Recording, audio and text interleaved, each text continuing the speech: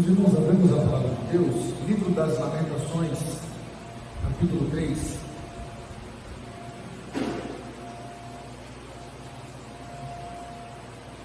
Lamentações de Jeremias, capítulo 3.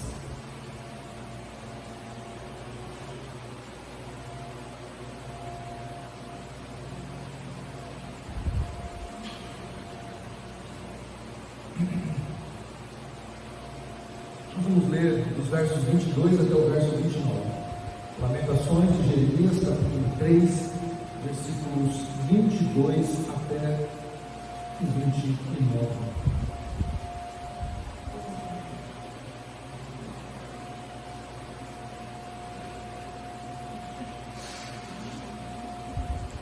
Diz assim a palavra inspirada e inerrante do nosso Deus: as misericórdias do Senhor são na causa de não sermos consumidos, porque as suas misericórdias não têm fim, renovam-se a cada manhã. Grande é a tua fidelidade.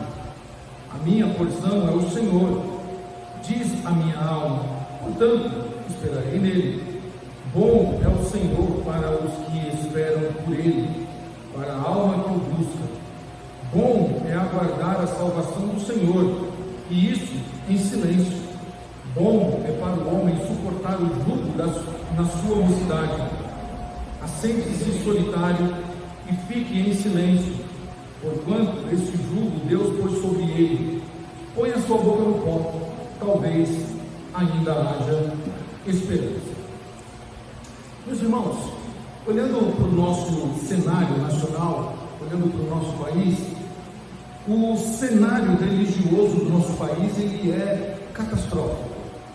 É um dos piores cenários da história do Brasil, desde quando o Brasil se tornou, foi descoberto, desde quando o Brasil foi descoberto.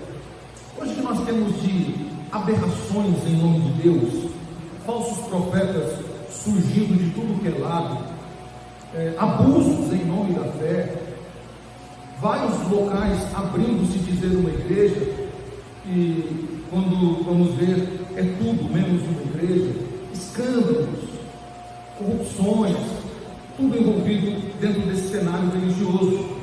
E quando nós olhamos para o censo de IBGE, como foi divulgado recentemente, nós vemos que ainda esse país, ele ainda é na sua totalidade denominado cristão. 30 e poucos por cento, 40 e poucos por cento católico, 30, quase 30 ou um pouquinho mais evangélicos. Então, na sua totalidade, na sua maior parte, ele é um país ainda cristão, dividido por católicos e evangélicos. E a pergunta é: por que esse país cristão, ele ainda tem tantas aberrações religiosas? O cenário religioso, ele não é o melhor que nós desejávamos. Não é de encher os olhos, pelo contrário, tem momentos que dá vergonha da gente ver algumas coisas nós vemos aí na internet ou circulando por aí, dá vergonha. E nós fazemos de tudo para não ser vinculados a certos tipos de líderes religiosos ou supostas igrejas. Mas isso não é o problema do Brasil. Se fosse só o problema o cenário religioso, é fácil, mas não é isso o problema. O cenário político do nosso país também é catastrófico. Os especialistas, os cientistas políticos, eles chegam a afirmar que nenhum momento da história do Brasil, seja do momento militar, das décadas de 60 e 70, ou um pouco mais atrás, com o Império, nunca o Brasil esteve numa instabilidade política como agora. Nós vemos juízes com superpoderes, tomando decisões monocráticas, agindo ao seu bel prazer, calando advogados, calando os deputados eleitos por nós, calando os senadores eleitos por nós, perseguindo e destituindo prefeitos e governadores eleitos pelo povo, prendendo jornalistas, prendendo cidadãos comuns e colocando penas absurdas sobre essas pessoas. E nós não vemos uma solução para o cenário político do nosso país. Vivemos um momento catastrófico e caótico, mas esse também não é o único problema desse país. Não é o cenário religioso, não é o cenário político. O Brasil também tem um problema, o cenário moral do Brasil, ele é horrendo também. Ele é horrendo. Quando nós ligamos uma televisão, ou quando nós acessamos alguma parte da internet, uma pasta da internet, uma página, a gente fica horrorizado com certas coisas. É impensável, um tempo atrás, antes das redes sociais tomarem conta como tomou conta hoje, nós não estamos pregando contra a rede social, mas era quase que impossível alguém dizer assim: um dia você vai abrir uma página chamada Facebook, e quando você abrir o Facebook vai ter lá uma mulher seminua, ou vai ter um homem seminu. Hoje é um problema nós darmos um celular ou um aparelho na mão de uma criança sem fiscalizar o que ela está vendo, porque ainda que os nossos filhos não procurem, basta abrir o aplicativo e lá está o cenário moral aos olhos das nossas crianças, com páginas horrendas e terríveis. Se fosse só de nudez, ainda seria fácil a gente bloquear, mas tem coisas mais profundas ainda. Quando nós olhamos para programas de televisão imorais, aonde destroem todos os cenários construídos ao longo dos séculos. Para muitos hoje na nossa sociedade, aquilo que nós julgamos ser moral, para eles não é mais moral, ou não é mais imoral. Para eles é o estilo de vida. Então, por exemplo, vou dar um exemplo simples aqui, tá? Falar um palavrão escabroso, tá? Faz parte da cultura hoje. E que é o pior do cenário moral? Muitos dos nossos jovens, eles têm o hábito de falar palavrão, porque faz parte do linguajar deles. Faz parte do linguajar dos jovens, principalmente na escola. Principalmente na escola. E eles se cumprimentam assim, com essas palavras. Você não sei o quê, você não sei o quê, e aí como se fosse tudo normal. Não é normal. Isso faz parte de um cenário moral catastrófico, um cenário moral horripilante, em que nem no passado dos piores dos homens nós poderíamos imaginar um cenário moral como nós estamos vendo hoje no Brasil. O cenário social também é catastrófico. Nós vemos as injustiças sociais crescerem a cada momento. Antigamente, ouvir uma mulher apanhando o marido era raro, embora acontecia bastante, tá? Mas hoje é comum a gente ver uma mulher sendo agredida e, mesmo com leis firmes aí, a gente percebe que o cara continua solto, que ele continua ameaçando a mulher. Recentemente, um desses covardes já tinha espancado a mulher umas 3 ou 4 vezes, foi solto, e na 4ª vez foi a última surra que ela tomou, porque ele a matou. Simplesmente porque ela não queria mais um relacionamento com ele. Nós vemos as injustiças contra as classes sociais menores sendo exploradas. E a gente não se preocupa mais com isso, porque o que está bom para mim, eu não me importo com se está bom para mim. Se está tudo bem para mim, se eu estou com a minha renda financeira boa, se eu tenho a minha casa, se eu tenho roupa quentinha para usar no frio, se eu tenho minha comida na mesa, que se dane todo mundo. As pessoas não se preocupam mais hoje com os outros. Ver alguém caído na rua hoje não choca mais, não causa mais espanto, não causa mais preocupação em ver uma pessoa sofrendo, socialmente falando, seja por questão da pobreza, ou seja por questão de preconceito, ou outras coisas mais. E o cenário familiar, meus irmãos? Catastrófico também. Hoje o Brasil vive uma ruptura com o modelo tradicional da família. Hoje não se usa mais o termo família nos moldes tradicionais como nós aprendemos. Hoje família é ter a moda, né? É ir lá, comprar na Shopee um bebê reborn e pronto, é minha família. Eu com algum parceiro, seja homem ou mulher, e o meu bebê reborn. Espero que nunca ninguém entre numa igreja presbiteriana trazendo para batizar o bebê reborn. Mas já tem esses casos. Ou a pessoa agora, ela entende que a família dela é os seus pets, o seu cachorrinho, o seu gatinho, para quem é do campo, a sua cabrinha, o seu porquinho. Ou ela acha que família é ela inverter a ordem natural do que Deus criou. Inverter a ordem natural do que Deus criou. Então ela diz, não, eu e a minha esposa, você está vendo ali duas mulheres, eu e meu marido, está vendo ali dois homens. Então o conceito de família hoje no nosso país é catastrófico. Maridos não honram mais o seu casamento e se divorcia por nada. E rompe um casamento às vezes de 10, 15, 20, 30, 40, 50 anos por nada. Simplesmente porque ela olha um belo dia para o cônjuge e diz, enjoei, não quero mais, vou viver minha vida ou com alguém que eu queira viver, ou vou viver sozinho, como é o caso daquele que nós citamos em uma das nossas aulas, o casamento cinza, em que pessoas com mais de 60 e 70 anos se desfazem do casamento após os filhos e os netos estarem criados e sobra só o casal, e eles dizem, outra coisa, não quero mais casar não, eu quero viver os meus últimos anos de vida sozinho. Então o cenário familiar hoje já não causa mais aquela alegria que tinha. Haja visto, meus irmãos, um dado preocupante, em que muitos filhos, prestem bem atenção, muitos filhos, o grande desejo deles é atingir a sua maioridade para sair de casa e viver sua vida longe da família que ele cresceu.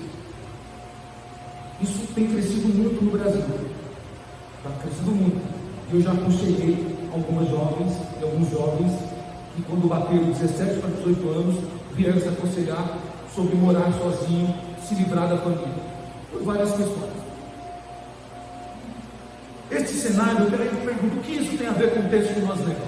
Meus irmãos, Jeremias, quando escreve este livro, tanto Jeremias quanto o livro das Lamentações, o cenário de Israel era parecido com isso que nós lemos. Israel estava num cenário caótico espiritualmente, Israel estava num cenário de idolatria, Israel estava com casamentos totalmente contrários à vontade de Deus, Israel estava explorando os menos favorecidos, e politicamente Israel estava destruído.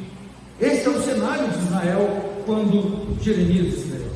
O livro das Lamentações, especificamente, ele foi escrito após a queda de Jerusalém, quando Jerusalém então caiu e foi levado no ano de 586 cativo pela Babilônia através de Nabucodonosor, conforme nós vemos lá em 2 Crônicas.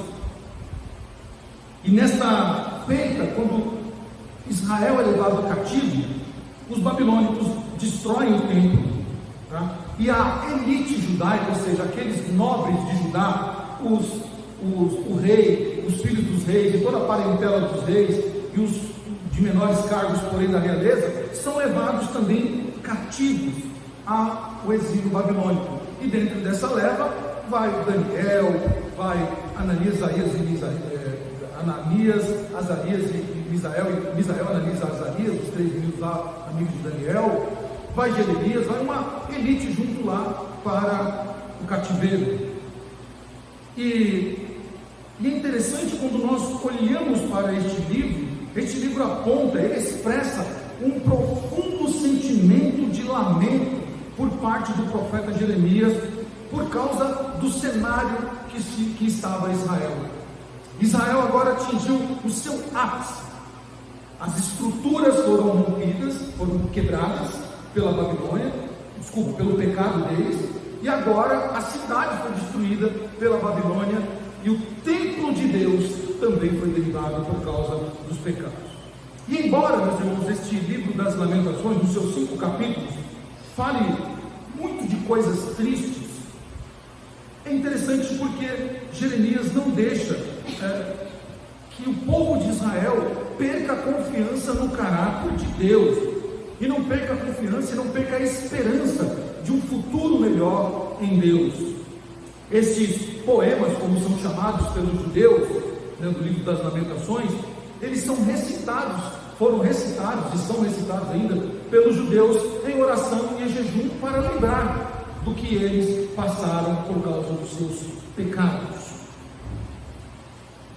Quando nós olhamos para o cenário desses 5 capítulos do livro das Lamentações, meus irmãos, nós temos que entender o que o profeta está falando aqui sobre sofrimento, sobre esperança e sobre estar submisso à vontade de Deus.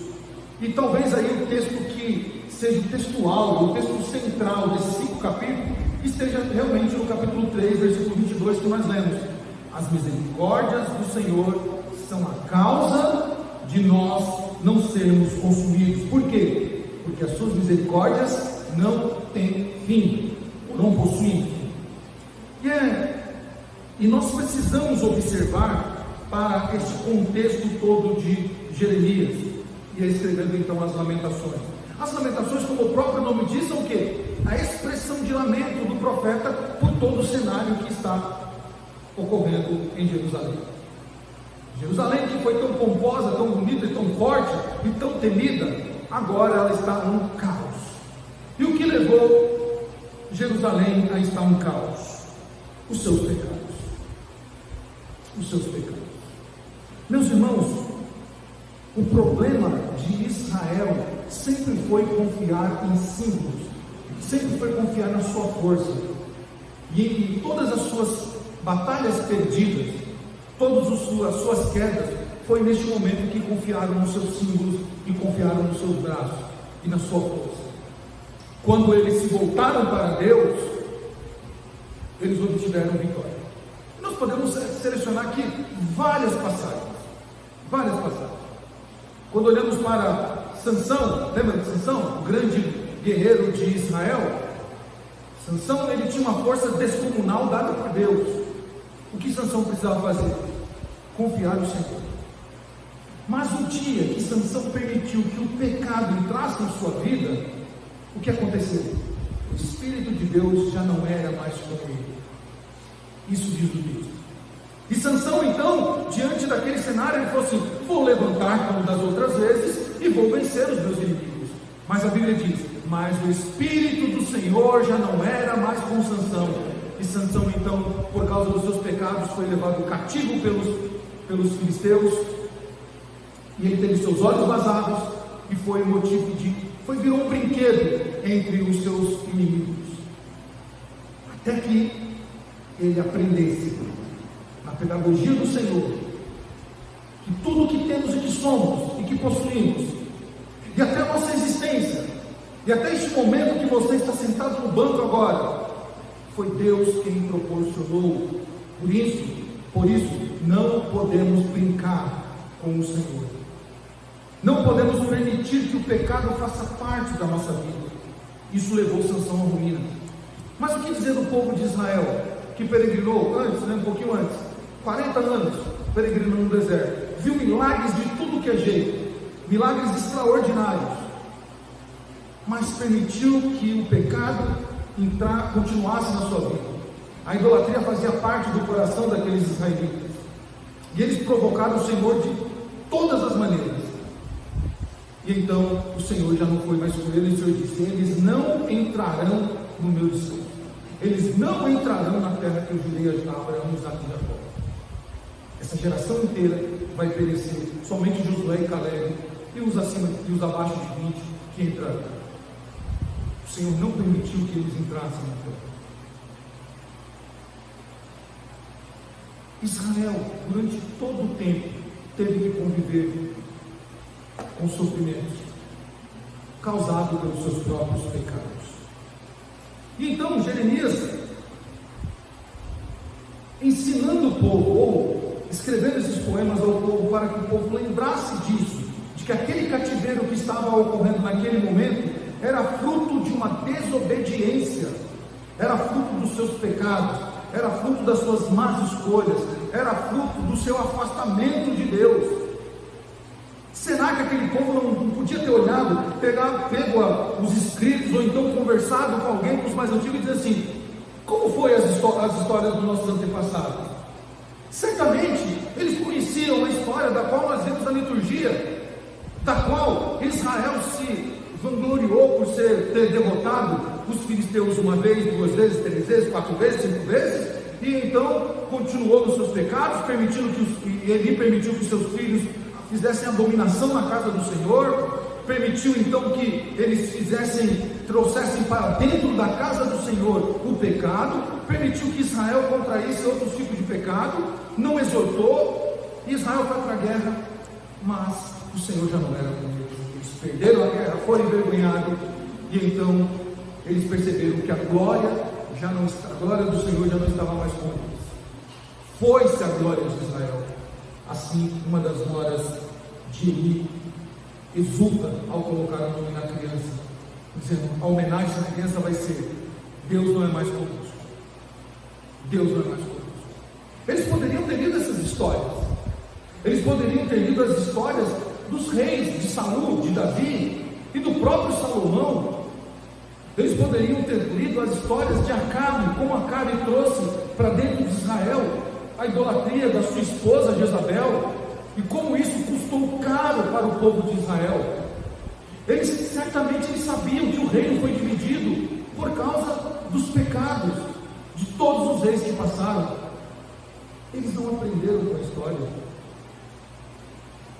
Mas Jeremias ensina algo para esse povo aqui. Jeremias ensina que mesmo eles agindo assim, aquele que se aliançou com eles não afastaria deles a misericórdia, a compaixão, o seu amor de aliança, o seu amor de ternura, e Deus renovaria a aliança com ele.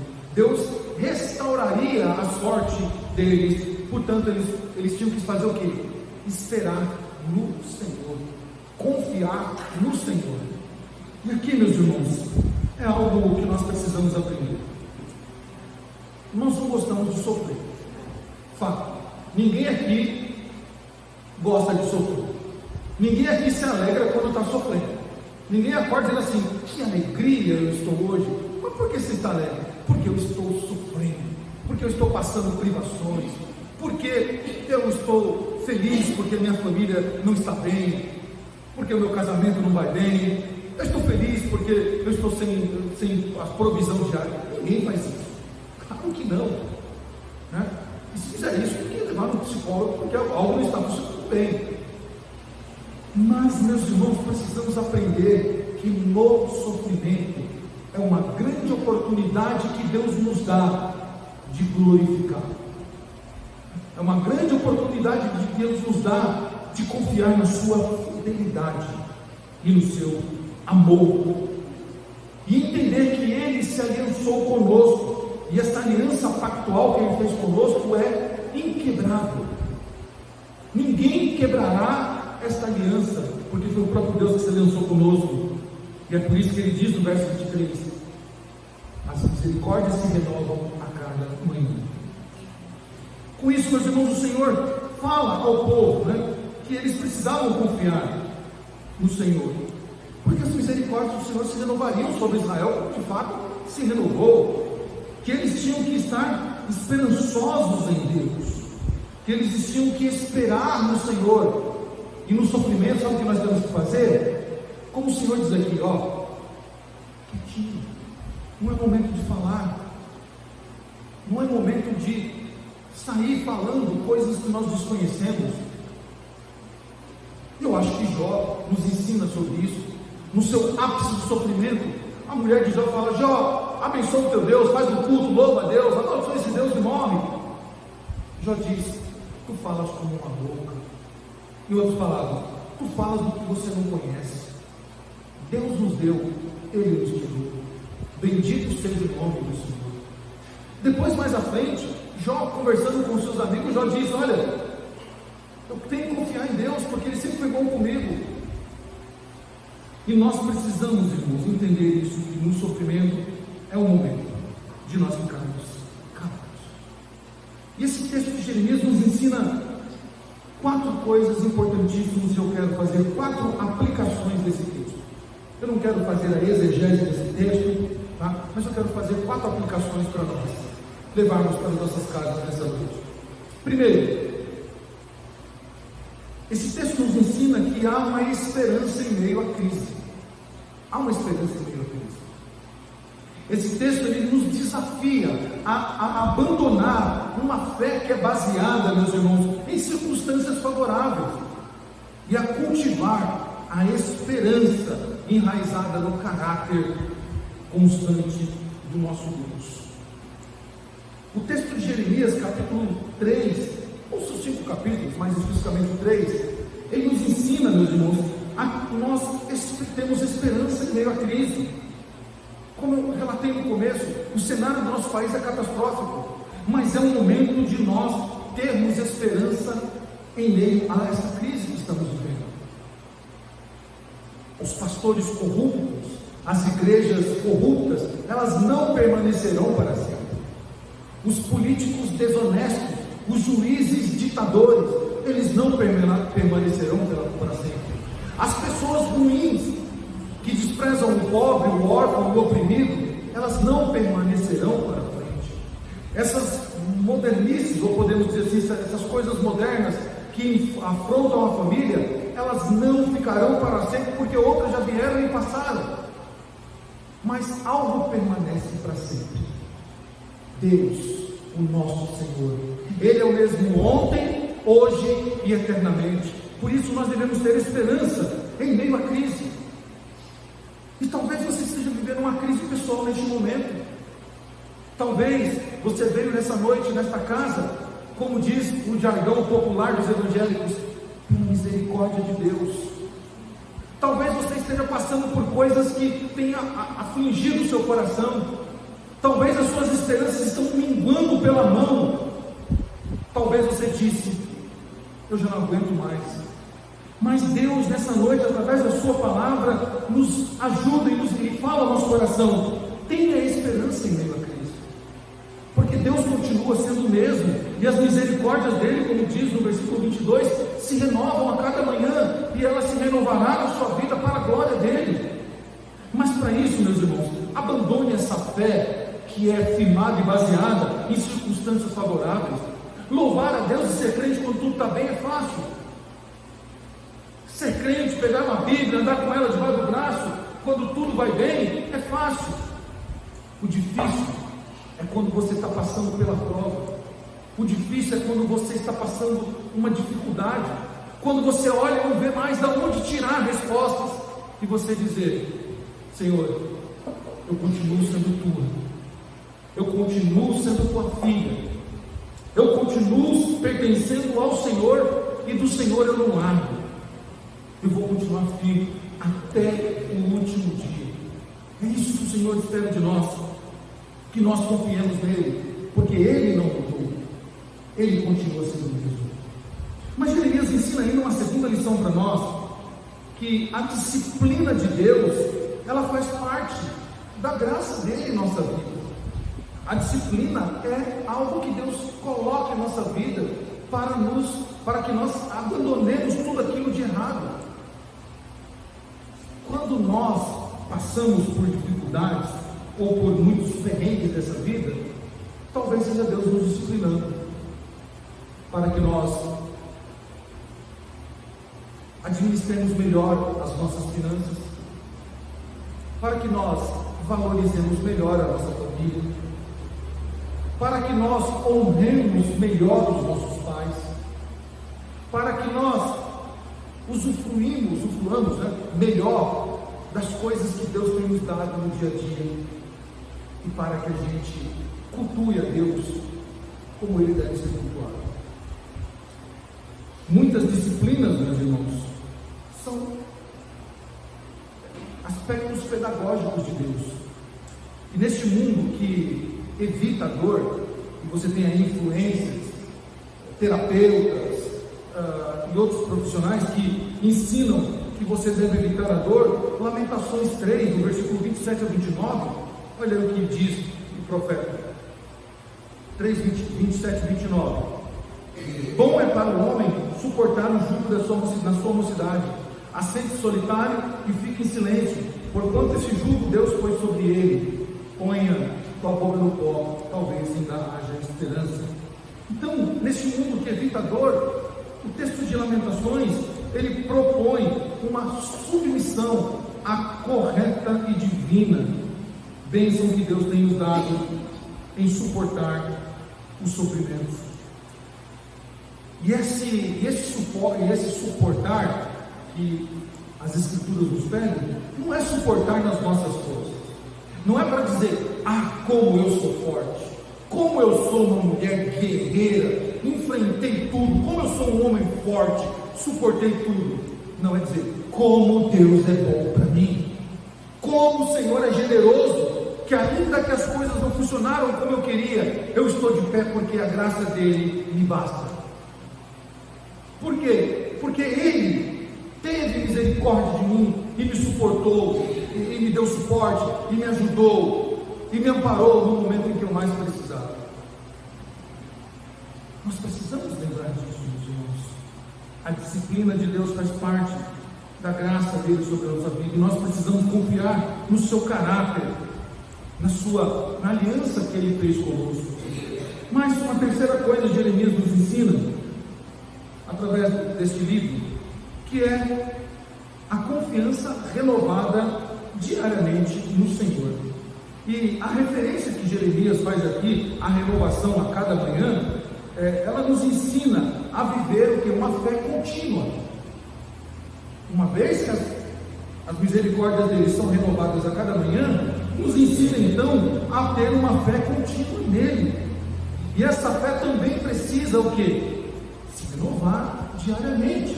Esta fé precisa ser mais forte todos os dias. E uma aplicação prática que nós podemos fazer disso é nas nossas orações matinais, nas nossas leituras, nossos devocionais. Você quer ser mais forte espiritualmente? Você quer que a sua fé se renove todos os dias? Não abra mão de orar. Não abra mão de ter o seu devocional. Não abra mão de se alimentar do Senhor. Por quê, meus irmãos? Porque nós precisamos confiar no Senhor todos os dias. Nós precisamos ter a nossa confiança renovada nele todos os dias. Nós precisamos que a nossa fé hoje seja mais forte do que ela foi ontem, e amanhã mais forte do que hoje, porque as misericórdias dele conosco hoje são maiores do que ontem, e amanhã serão maiores do que hoje. Deus, ele se renova a sua misericórdia a cada manhã para nós. Uma alusão que nós podemos fazer disso: certa vez o povo de Israel reclamou da comida, estava com fome, e então Deus mandou maná do céu. E Deus disse: olha, Moisés, diga para eles pegarem o suficiente para um dia, exceto na sexta, no sexto dia, que eles deveriam pegar a porção dobrada para não pegar no sábado. E o que o Senhor estava fazendo ali? Eles deveriam confiar no Senhor todos os dias. Eles pegavam o maná hoje e deveriam confiar que amanhã Deus enviaria o maná de novo. Mas aí tinha uns gadarenos lá, tinha uns filisteus, que eles falavam assim: eu vou pegar a porção dobrada hoje, porque pode ser que amanhã Deus não mande o pão. Ia lá, pegava porção dobrada. O que acontecia? Apodrecia dentro dos seus recipientes. E eles eram exortados. O que Deus quer de nós é que nós confiemos nele. O Deus que te sustentou hoje com o seu café da manhã, o seu almoço, o seu jantar, agora à noite, o Deus que sustentou você de janeiro até aqui, Ele quer que você confie que amanhã, segunda-feira, o pãozinho vai estar na sua mesa, o cafezinho, que está caro, por sinal, vai estar na sua mesa, que as contas continuarão sendo pagas e Deus continuará te sustentando. Ele quer que nós confiemos nele, e nós não podemos permitir que o pecado quebre essa confiança em Deus. Confie no Senhor, confie nele, porque Ele, meus irmãos, requer de nós isso, que nós confiemos nele. Não façamos como Israel, que perdeu a sua confiança em Deus. E uma quarta Quarta lição que nós podemos aprender aqui no texto de Jeremias, de Lamentações, é a virtude do silêncio. Os versos finais que nós lemos, 27 ao 28, diz isso. O 29 diz: ponha a cara no pó. O que está dizendo? O profeta vem dizendo: olha, as misericórdias do Senhor são a razão de você não ser consumido, porque as misericórdias dele se renovam a cada manhã. Aí ele vai dizendo assim: a minha porção, olha o que ele diz, a minha porção é o Senhor, diz a minha alma, portanto eu espero nele, porque eu confio nele. Depois ele vai dizer: bom é o Senhor para os que esperam nele, para a alma que o busca. Olha só, está dizendo de relacionamento. Aquele que se relaciona com o Senhor em um relacionamento de confiança, ele sempre vai ter o favor de Deus. O Senhor sempre vai ser com ele. E ele continua: agora, bom é aguardar a salvação do Senhor, e isso em silêncio. Bom, e depois no 28, assente-se solitário e fique em silêncio, porquanto este jugo Deus pôs sobre ele. E ele diz: põe a tua cara no pó. Talvez me dá esperança. O que ele está dizendo? Se você quer falar alguma coisa, não fale para o seu irmão, não fale para o seu pai, não fale para a sua mãe, não fique falando para todos aqueles que não podem resolver o seu problema. Põe a tua carinha no pó, venha falar comigo, porque falando comigo, talvez haja esperança. Nós precisamos aprender a virtude do silêncio, meus irmãos. Nós gostamos de falar muito, e falamos muito em momentos errados. Falamos muito. Essa era, a era que nós estamos vivendo, é a era do ruído, chamada era do ruído. Todo mundo quer falar alguma coisa. E nós temos pessoas nesse mundo que elas sabem de tudo. Você vai conversar com ela de futebol, ela sabe tudo. Você vai conversar com ela de ciências políticas, ela sabe tudo. Você vai conversar com ela de filme, ela sabe tudo. Você vai conversar com ela de alvenaria, sabe tudo. Aí você vai falar de relacionamento, ainda que ela não é casada, que nunca viveu os trâmites do casamento, ela sabe de tudo. Então todo mundo quer falar de tudo. E nós temos ainda hoje os especialistas. Então hoje, a virtude do silêncio deve ser buscada por nós, nesse relacionamento com Deus.